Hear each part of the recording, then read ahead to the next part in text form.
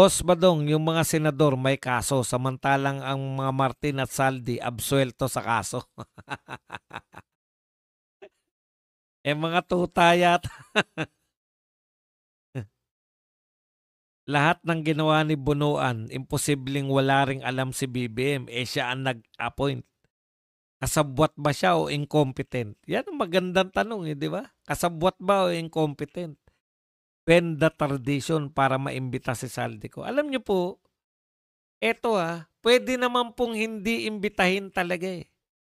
Halimbawa, ang iimbitahin yung sinasabi ni kasi etong problema ko rito sa mga senador eh. Pinahayag na meron po silang kopya ng sinumpaan sa salaysay. It's either pwede po nilang gawing palabasin na sinungaling si Diskaya or may kung alam nila nagsasabi ng totoo si Diskaya, talagang mahirapan silang pagtatanungin tungkol kay Martin tsaka kay Saldico. Kasi naroon na po, sinabi na niya eh. May pinagbibigyan siyang tauhan. May pinagbibigyan siyang tauhan.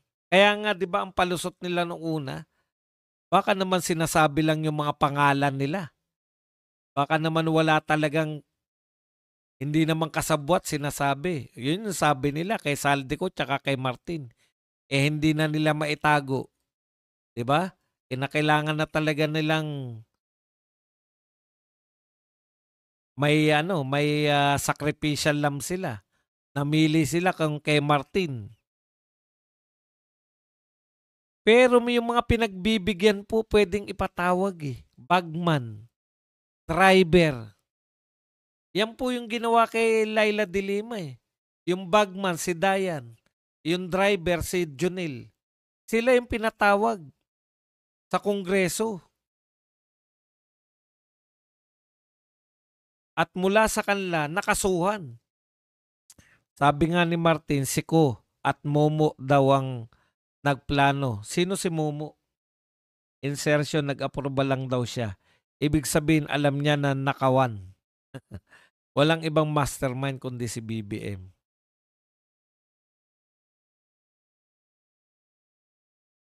Dito ako magbabasa.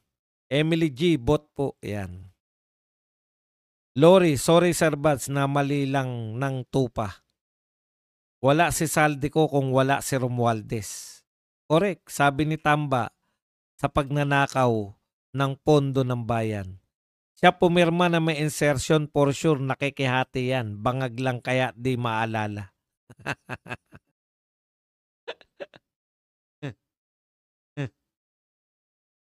Boss, tanong, kung ikaw ang DOJ, paano mo titimbangin na nag-a-apply para sa WPP? Isang kontraktor na numuhunan ng trabaho sumang-ayon sa mali para matuloy ang hanap buhay o sa kumikbak ng multo ang sugal? Alam niyo po, tinanong niyo kung ako DOJ, 'di ba? Sasagot po ako sa tanong. Alam niyo, hindi po ako mamimili. Bakit ako mamimili? Ang witness po, ito bang tao na 'to, makakapagsabi 'to, maliliwanagan, makakarating tayo sa katotohanan? Yung testimonya niya ba makakatulong para mag-arrive tayo sa truth? Kung hindi naman, bakit ko siya gagawing state witness? Kung 'di ba, given na yan, 'di ba? Pwede ka lang maging state witness kung hindi ikaw ang pinaka mataas o yung pinaka-mastermind o yung pinaka-puno, pinaka-guilty. Kung hindi ikaw ang pinaka-guilty, yun lang po ang i-determine, 'di ba? Ito bang tao na 'to ang pinaka-guilty? Halimbawa, ang nag-apply ng witness protection si Martin Romualdez. Hindi po pwede dahil sa posisyon pa lang mukhang siya na yung pinaka-guilty. Pagkasabwat siya, ibig sabihin, no? State witness ka, given na yan na ikaw ay kasama dyan. Wala kang kwentang state witness kung hindi ka naman kasama. Kasi hearsay lang yan eh. O, bigyan natin kayo ng mga halimbawa ng mga witness na nakilala natin. Halimbawa, si Chavit Singson. Wala ba siyang kinalaman sa wedding? Hindi po. Siya nga yung nagpapatakbo ng wedding eh. 'Di ba? Bakit siya yung star witness laban kay Erap? Samantalang involved po siya sa wedding. Pinag-usapan ba na bago ka kumanta, Chavit, ibigay lahat ng kinita mo sa wedding, isurrender mo muna? Hindi po. Ang gusto po kaya ginawang witness si Chavit Singson, maituturo niya si Erap. 'Di ba? Oh, hindi po yung magsoli ka ba? Wala pong gano'n eh. O si Louie, kay Napoles. Kasabwat si Louie.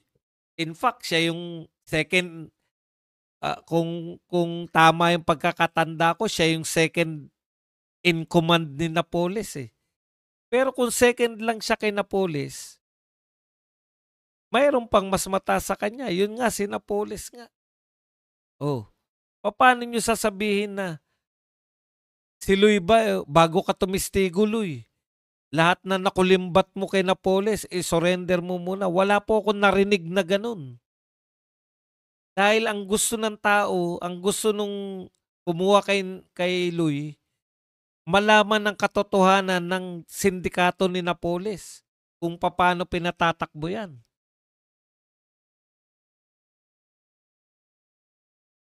Wala naman pong nagsalita na mas mataas kay Saldico kundi si Diskaya. Ano ba gusto nyo? Malaman ng katotohanan o makabawi lang? Sa tingin nyo ba, yung mastermind, yung mga nasa taas, eto isang tanong at isang sagot. Sa tingin nyo ba ang mastermind yung Diskaya? Kung hindi siya yung mastermind, meron pang mas mataas sa kanila, at wala naman nagtuturo kundi si Diskaya lang, ibig sabihin, kung ayaw nyo maging testigo si Diskaya, ayaw nyo nung pinangalanan ni Diskaya na malantad, ayan ang mastermind. Hindi ako naniniwala na si Diskaya ang most guilty. Meaning, BBM created various ghosts to mandate anomalies, but the head leader ghost is he himself. BBM very clear.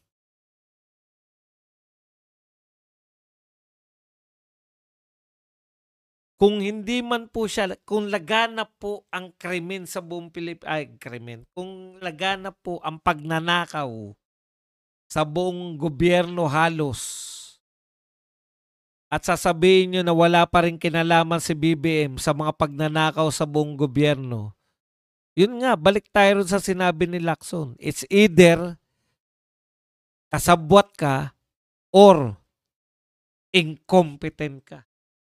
Hindi mastermind si Diskaya dahil contractor lang siya. Sila businessman. Kaya nga eh. Kaya pwede po talaga siya. Ang problema, ngayon lang po ako nakarinig na hinahadlangan yung witness. Actually, hinahadlangan nyo eh. Nagbibigay kayo ng kondisyon para hindi siya na mag-witness. Tignan nyo mga sagot niya pagka alanganin.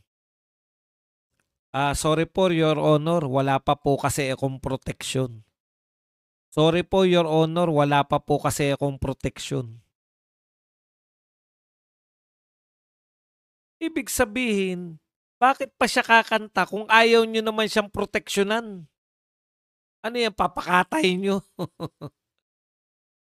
Hindi talaga kakasuhan ng NBI yan kasi hawak na nila ang NBI. Ang fake nyo, nakakahiya kayo. Sabi ni Rolly the Boys. Ako ba sinasabi? Sabihin mo naman kung sino yung sinasabihan mo. Ako ba yung sinasabihan mong fake o kung sino? Kasabwat at incompetent kaya nabibisto kasi incompetent. Ang investigasyon ng Blue Ribbon ni Lacson mas malabo pa sa sabaw ng sinigang, mapakla na wala pang asim. Mapakla na wala pang asim. Magaling pa si Senator Padilla kaysa kay Lacson. Hindi naman. Before, pwede ba habulin si Tamba? Boss, pwede ba habulin si Tamba kapag presidente na si BP Sara? Pwede naman. Bakit naman hindi? Pinahiya ni Kiko Barsaga kanina si Sandro Marcos nang tanungin niya, harap-harapan si Sandro, kumusta na kaso ng tito mo?